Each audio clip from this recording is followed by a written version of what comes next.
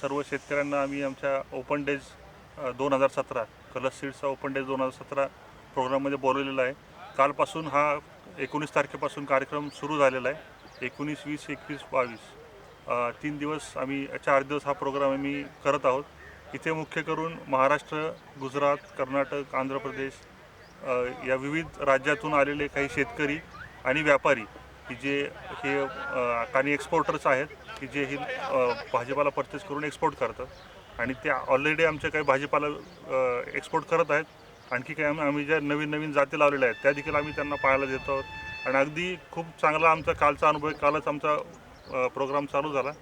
खूप सुंदर लोकांना इथल्या जाती आवडलेल्या आहेत. आजही काही शेतकरी इथं आलेले आहेत सोलापूर आणि कर्नाटकमधून, तमिळनाडूमधून देखील, आणि ते देखील आज हा प्रोग्राम पाहत आहेत.